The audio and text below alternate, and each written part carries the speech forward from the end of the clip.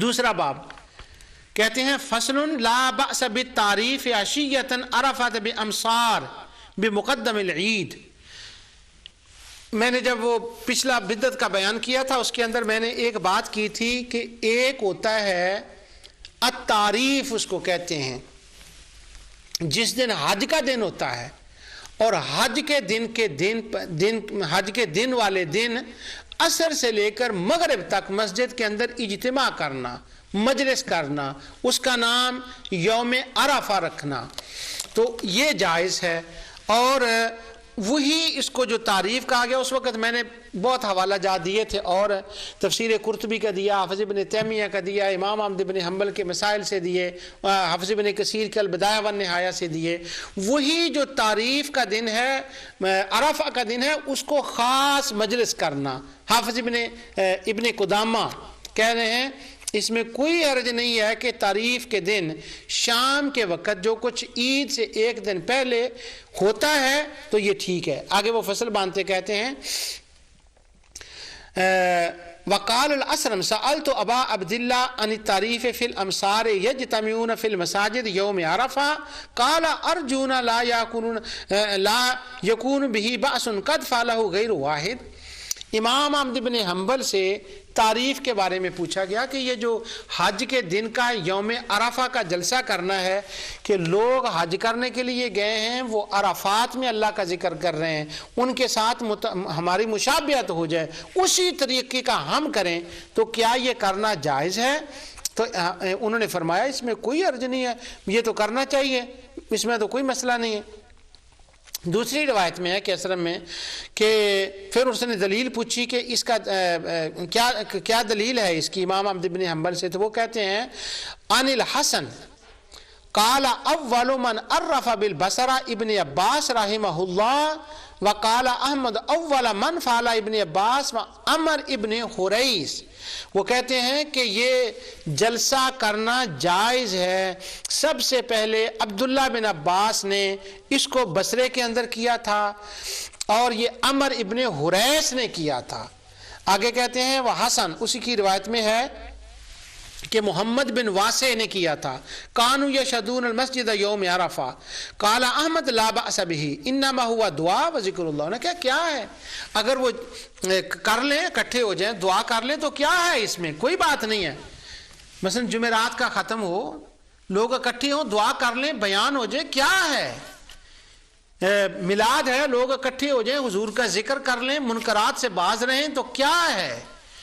اور عرفہ کے دن کا ذکر کریں، کیا ہے، اکٹھے ہو کر ذکر کریں، کیا ہے. لا باس ابھی کوئی بات نہیں، اس میں کوئی بدعت کی بات نہیں ہے. آگے جو جملہ ہے وہ بڑا غضب کا ہے.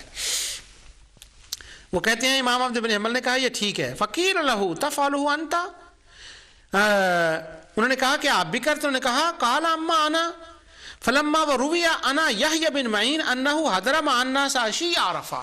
نے کہا آپ بھی کرتے؟ انہوں نے کہا کرتا ہوں. تو انہوں نے کہا اور کوئی؟ تو انہوں نے کہا کہ امام احمد بن حنبل یحییٰ بن معین، امام احمد بن حنبل نے کہا یحییٰ بن معین لوگوں کے ساتھ اس جلسے میں جاتے تھے، حاضر ہوتے تھے، موجود ہوتے تھے. یہ سارے شہروں میں جو کچھ ہو رہا ہے یہ درست ہے. اب تعریف کرنا ابن قدامہ حنبلی نے اس کا المغنی کے اندر ذکر کیا. میں نے اس کا تفصیل سے اور حوالہ جات بھی تھے وہ میں نے ذکر کیا، پر آج میں آپ کو لنگر غوثیہ تقسیم کر رہا ہوں. لنگر غوثیہ سے اس کی دلیل سنیں. گنیا سے میں نے آپ کو لاسٹ ویک میں پڑھ کر بتایا، حضرت غوث اعظم نے فرمایا تعریف جائز ہے، جلسہ کیا کرو. امام احمد بن حنبل نے فرمایا دعا ہی ہے نا، کیا ہے اس میں اندر، ذکر اللہ ہی ہے نا، کیا ہے اس کو بدعت کہتے ہو. یحییٰ بن معین کرتے تھے. لوگ ہم سے پوچھتے ہیں اچھا یہ بتائیں قرآن کی آیت سے ثابت کریں، حدیث سے ثابت کریں، حضور نے کہا، خدا نے کہا، مصطفیٰ نے کہا. تو یہاں پر امام احمد بن حنبل قرآن کا نام تو نہیں لے رہے، وہ مصطفیٰ کا نام تو نہیں لے رہے، وہ تو بندوں کا نام لے رہے ہیں. وہ کہتے ہیں عبداللہ بن عباس نے کیا تھا، حسن نے کیا تھا، محمد بن واسع نے کیا تھا، یحییٰ بن معین نے کیا ہے. سبحان اللہ. اس کا مطلب ہوا کام ہو نیک، اللہ کی بارگاہ میں حاضری ہو، جھکنا ہو، بات دین کی ہو، اگر خدا نے نہ کہا ہو، مصطفیٰ نے نہ کہا ہو اور اسلام کے مزاج کے خلاف نہ ہو، اگر اللہ والے اس کو کر رہے ہوں تو اس کو کرنا جائز ہوتا ہے۔ یہ کون کہہ رہا ہے؟ ابن قدامہ کہہ رہے ہیں، یہ حضرت شیخ عبد القادر جیلانی کے خلیفہ کہہ رہے ہیں، ان کے مرید کہہ رہے ہیں، اور حوالہ کس کا دے رہے ہیں؟ امام احمد بن حنبل کا حوالہ دے رہے ہیں۔ کس کا؟ یا بن معین کا حوالہ دے رہے ہیں۔ اب ذرا تیز کریں فتوے اپنے۔ آگے وہ دوسرا باب لائے ہیں، قیام شہر رمضان 20 رکعتاً، یعنی صلاۃ التراویح وہی سنہ مؤکدہ اول من سنہا رسول اللہ صلی اللہ علیہ وسلم قال ابو ہریرہ رسول اللہ صلی اللہ علیہ وسلم یرغب فی قیام رمضان، کہ یہ جو نماز تراویح ہے اس کی رغبت آئی ہے احادیث کے اندر، اور پڑھنی کتنی چاہیے اس کے اوپر بحث کی ہے انہوں نے امام ابن قدامہ نے، اور انہوں نے اپنا حنبلیوں کا یہ فیصلہ دیا ہے کہ یہ 20 رکعت تراویح پڑھنی چاہیے، 20 رکعت تراویح، 20 رکعتاً 20 رکعتاً 20 رکعتاً، انہوں نے ابن قدامہ نے کہا۔ آگے وہ اقوال لائے ہیں دوسرے، کبھی تراویح پر بات ہوئی تو پھر میں باب پڑھوں گا۔